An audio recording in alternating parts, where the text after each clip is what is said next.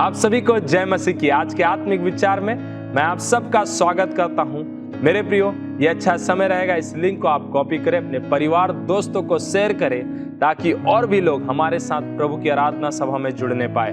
प्रभु का वचन कहता है, भजन संहिता 150 का 6 पद, समस्त प्राणी यह की स्तुति करे और आओ प्रभु की स्तुति करे। परमेश्वर के नाम को हम स्तुति करें मेरे प्रियो।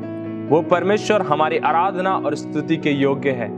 परमेश्वर का वचन हमें उत्साहित करा है, समस्त प्राणी प्रभु की स्तुति करें और आओ हम सब मिलकर प्रभु की स्तुति करने पाए। आज के दिन हम अपने योग्य परमेश्वर को, उस राजाओं के राजा को, उस प्रभु के प्रभु को हम आदर दें मेरे प्रियो। आइए हम प्रार्थना करें। ऐ खुदावन आसमानी बाप, हर चीज तेरे हाथों में सौंपते प्रभु। जब हम आपकी आराधना करते हैं, आज के आत्मिक विचार में जाते हैं, आप हमारी सहायता करना। हर बातों के लिए आपको धन्यवाद देते हैं और आपको महिमा देते हैं। प्रार्थना यीशु आपके मुबारक और मीठे नाम से मांगते सबने कहा आमीन। आइए हम सब मिलकर आराधना दल के साथ प्रभु की आराधना करें। एक नाम है यीशु, यीशु ही वो नाम है। एक नाम है यीशु, यीशु ही वो नाम है। एक नाम है यीशु, यीशु ही वो नाम है। एक नाम है यीशु, यीशु ही वो नाम है। अंधों को आंखें मिल जाए, यीशु ही वो नाम है। लंगड़ों को भी वही चलाए, यीशु ही वो नाम है। गूंगों को बोली मिल जाए, यीशु ही वो नाम है। मुर्दों को भी वही जिलाए, यीशु ही वो नाम है। एक नाम सबसे महान, बन बिगड़े सबका। एक नाम है यीशु, यीशु ही वो नाम है। एक नाम है यीशु, यीशु ही वो नाम है। एक नाम है यीशु, यीशु ही वो नाम है। एक नाम है यीशु, यीशु ही वो नाम है। बांझ को बच्चे मिल जाएं, यीशु ही वो नाम है। अनाथ का वो घर बसाए, यीशु ही वो नाम है। खोई हुई पहचान लौटाए, यीशु ही वो नाम है। रूठे हुओं को वही हंसाए, यीशु ही वो नाम है। एक नाम सबसे महान, बन बिगड़े सबका। एक नाम है यीशु, यीशु ही वो नाम है। एक नाम है यीशु, यीशु ही वो नाम है। एक नाम है यीशु, यीशु ही वो नाम है। एक नाम है यीशु, यीशु ही वो नाम है। निर्बल को बलवान बनाए, यीशु ही वो नाम है। दुष्ट गणों को वही गिराए, यीशु ही वो नाम है। दुश्मन को भी माफ कराए, यीशु ही वो नाम है। रूठे रिश्ते सही हो जाएं, यीशु ही वो नाम है। एक नाम सबसे महान, बन बिगड़े सबका। एक नाम है यीशु, यीशु ही वो नाम है। एक नाम है यीशु, यीशु ही वो नाम है। एक नाम है यीशु, यीशु ही वो नाम है। एक नाम है यीशु, यीशु ही वो नाम है। एक नाम है यीशु, यीशु ही वो नाम है। एक नाम है यीशु, यीशु ही वो नाम है। एक नाम है यीशु, यीशु ही वो नाम है। एक नाम है यीशु, यीशु ही वो नाम है। ये समय सूचनाओं का है, कृपया सूचना ध्यान पूर्वक सुने। फरीदाबाद के अलग अलग स्थानों में ग्रेस चर्च की आराधना सभा होती है, जैसे कि हर रविवार सुबह की आराधना सभा इस प्रकार से है। अंग्रेजी की आराधना सभा सुबह 10 बजे होती है।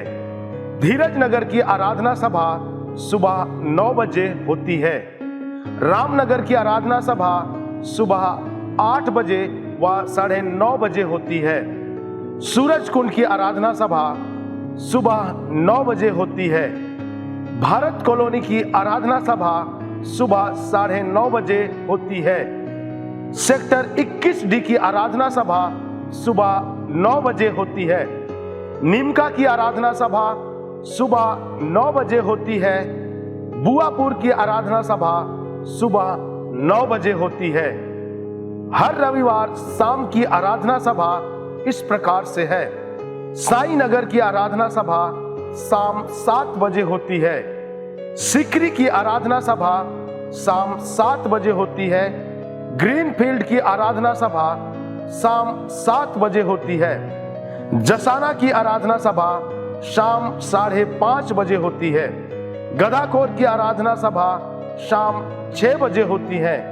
रायपुर की आराधना सभा शाम 6 बजे होती है।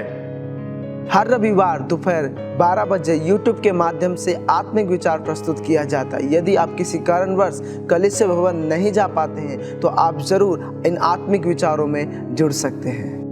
हर शुक्रवार शाम 6:30 बजे मुख्य कलीसिया भवन सेक्टर 21C में आराधना सभा होती है। मैं आप सभी को उत्साहित करना चाहता हूं कि आप जरूर इस आराधना सभा का हिस्सा बने। यदि आप किसी कारणवश नहीं आ पाते हैं तो आप ऑनलाइन के माध्यम से भी जुड़ सकते हैं, जैसे फेसबुक और यूट्यूब के माध्यम से।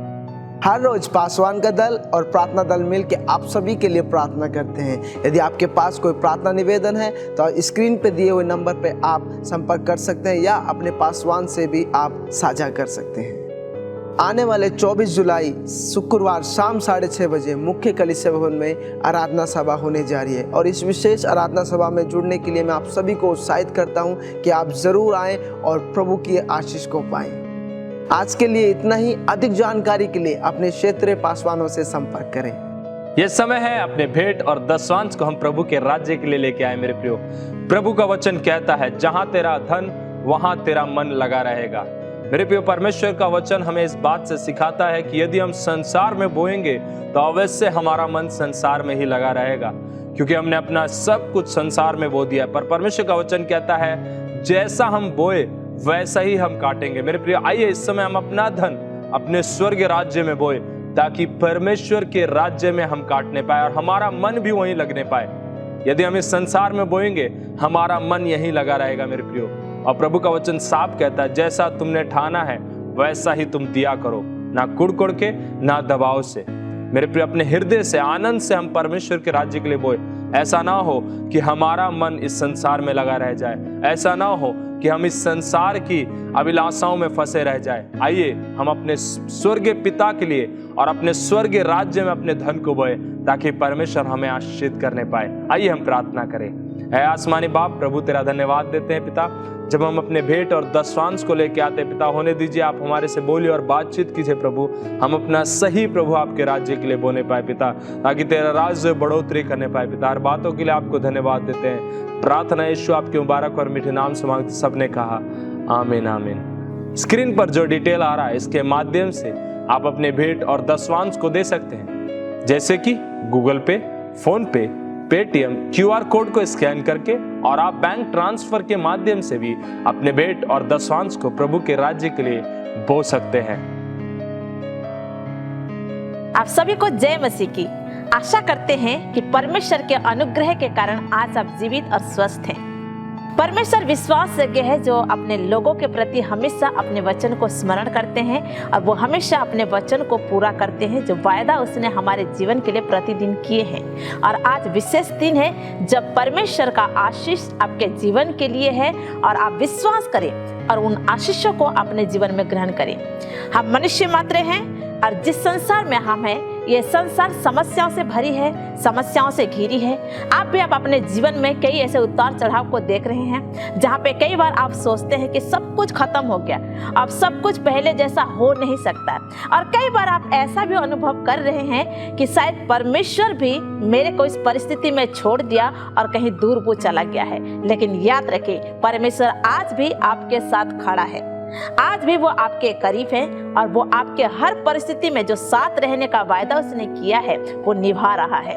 हम भूल गए हैं, हम समझ नहीं पा रहे हैं कि ये तूफानों के बीच में इस मुसीबतों के बीच में परमेश्वर का अनुभव को हम कर नहीं पा रहे हैं, परंतु परमेश्वर जो आपसे अति प्रेम करता है, जिसका अनुग्रह हमारे लिए अपार है, वो परमेश्वर का प्रेम को आइए हम समझे। प्रभु के वचन में एक ऐसा घटना है, जिन घटनाओं को आज हम मनन करेंगे, जिससे हम सीखेंगे कि तूफानों के मध्य में भी, ऐसी समस्याओं के मध्य में भी परमेश्वर हमारे संग है। भले ही हम ये अनुभव कर रहे हैं कि परमेश्वर हमसे दूर है या फिर और सब कुछ पहले समान नहीं हो सकता है। मरकुस रचित सुसमाचार उसका 4 अध्याय 35 से लेकर के 41 पद को हम अध्ययन करेंगे। मरकुस उसका 4 अध्याय उसका 35 से 41 पद तक हम पढ़ेंगे। उसी दिन जब सांझ हुई तो उसने उनसे कहा, आओ हम पार चले। और वे भीड़ को छोड़कर जैसा वो था वैसा ही उसे नाव पर साथ ले चले, और उसके साथ और भी नावें थी। तब बड़ी आंधी आई और लहरें नाव पर यहाँ तक लगी कि वो अब पानी से भरी जाती थी, और वो अब पिछले भाग में गद्दी पर सो रहा था। तब उन्होंने उसे जगाकर उससे कहा, हे गुरु, क्या तुझे चिंता नहीं कि हम नाश हुए जाते हैं? तब उसने उठकर आंधी को डांटा और पानी से कहा, शांत रहे, थम जा। और आंधी थम गई और बड़ा चैन हो गया। और उनसे कहा, तुम क्यों डरते हो? क्या तुम्हें अब तक विश्वास नहीं? और वे बहुत ही डर गए और आपस में बोले, ये कौन है कि आंधी और पानी भी उसकी आज्ञा मानते हैं? ये एक ऐसी घटना, जिस घटना को आप कई बार सुन चुके हैं, कई बार आप खुद पढ़ चुके हैं, लेकिन आज कुछ अलग परमेश्वर हम में से हर एक को सिखाना चाहता है। क्योंकि आज के सुबह जिस विषय पर हम मनन कर रहे हैं, ये वो है कि जब समस्या के मध्य में आप सोच रहे हैं कि परमेश्वर दूर है, परमेश्वर दूर नहीं है, वो आपके पास है। ये पहला समय नहीं रहा होगा जब समुद्र के मध्य में या फिर जब चेले या भीड़ जो है नाव पर बैठे हैं और पहली बार आंधी नहीं आई होगी। उनके साथ ऐसे कई अनुभव रहा होगा, कई बार उन्होंने आंधी का सामना किया होगा, लेकिन ये एक दिन, ये एक पल उनके लिए क्यों खास बन गया? इसीलिए खास बना क्योंकि वहां पर परमेश्वर कुछ करने जा रहा है। और परमेश्वर जब कुछ करने जा रहा है, ये हमारे जीवन के लिए भी बहुत महत्वपूर्ण समय रहता है। जहाँ पे चले घबरा गए, जहाँ पे चले सोचने लगे कि अब सब कुछ पहले समान नहीं हो सकता। जिस समय हम नाव पर चढ़े थे, जो परिस्थिति थी, जो शांत माहौल था, जो सब कुछ शांतिपूर्वक था, वो अब पहले समान नहीं हो सकता। वो घबरा गए क्योंकि वो कहीं ना कहीं ये अनुभव किए कि हमारे नाव पर यीशु मसीह है। उन्होंने ये शब्दों को सुना था कि यीशु ने कहा कि आओ हम उस पार चलते हैं, आओ मैं भी तुम्हारे साथ हूँ। ये यीशु मसीह का कहना कि मैं भी तुम्हारे साथ हूँ। और यीशु मसीह के किए गए कई आश्चर्य कर्मों को उन्होंने देखा था, लेकिन वो भूल गए कि जिस नाव पर हम सवार हैं, जिस नाव पर चढ़ करके हम उस पार चल रहे हैं, उसी नाव पर सृष्टिकर्ता परमेश्वर जो सब चीजों को नियंत्रण में रख सकता है, जो सामर्थ्य, वो हमारे साथ है। हम अपने जीवन के परिस्थितियों में ऐसे घिर जाते हैं कि भूल जाते कि भाग करके हम यीशु के पास जाए, हम उस परमेश्वर के पास चले जो परिस्थितियों को नियंत्रण में रख सकता है, जो हमारे जीवन की चिंताओं को मिटा करके हमारे चेहरे पे मुस्कान को दे सकता है। हम भूल जाते हैं और अलग अलग तरीके से हम अपने समस्याओं के समाधान को खोज करते हैं, जैसे चेले भी ऐसे किए हैं। उन्होंने अपने प्रयास किया, लेकिन अंत में किसी ने तो ये स्मरण किया कि इन तूफानों के मध्य में हमारे नाव में यीशु है। आइए, जैसे आज के दिन इसी वचन से मैं आपको उत्साहित करूंगी कि हम भी स्मरण करें कि हमारे साथ यीशु है, क्योंकि उसने वायदा किया है कि मैं संसार के अंत तक तुम्हारे साथ रहूंगा। इन तूफानों के मध्य में, आपके जीवन के विपरीत परिस्थिति में, आपके चिंताओं के घड़ी में, आपके मुसीबतों के समय में आप कहीं और ना दौड़े, उसकी ओर दौड़े जो आपके जीवन में है, जो आपके जीवन को संवार सकता है, जो आपके जीवन में एक नई राह दिखा सकता है। आज आपका दिन है कि आप भागकर किधर जाएंगे। आइए प्रभु यीशु के करीब आइए, वो आपको छुड़ाने के लिए, वो आपको बचाने के लिए और आपके जीवन में एक नई उम्मीद देने के लिए तैयार है। प्रभु इन वचनों के जरिए आप सभी को आशीष दे। आइए हम प्रार्थना करते हैं। सर्वशक्तिमान परमेश्वर, प्रभु हम आपका बहुत धन्यवाद करते हैं जो वायदे को तू हमारे जीवन में प्रतिदिन पूरा करता है। आज के ये विशेष दिन पर प्रभु हम आपका धन्यवाद करते हैं, क्योंकि तूने कहा है प्रभु तू हमारे संग और साथ रहे। और प्रभु तू अपने वादे को जब कभी भूलता नहीं है, तेरे लोगों के लिए प्रभु हम प्रार्थना करते हैं, जिन्होंने भूल चुके हैं, जो कहीं और अपने जीवन की समस्याओं का समाधान का खोज कर रहे हैं। आज अद्भुत काम अपने लोगों के जीवन में करना प्रभु, इनकी तू सहायता करना प्रभु, कि ये तेरी ओर फिरे, तेरी ओर दौड़े और तेरी ओर से प्रभु अपनी आशीषों को देख सके। परमेश्वर अपने नजरें उस यहोवा परमेश्वर की ओर लगाए जहां से इनकी सहायता आती है, ताकि प्रभु हमेशा ये अपने जीवन में आपके अनुग्रह के हाथ को प्रभु अनुभव करे, आपके स्पर्श को अनुभव करे और अपने द्विधापन में प्रभु एक ऐसा रास्ता को देखे जो तेरी ओर से है। परमेश्वर धन्यवाद करते प्रभु आपके अनुग्रह और आपके दया के लिए। प्रार्थना यीशु के नाम से मांगते हैं, आमीन। प्रभु आप सबको आशीष दे।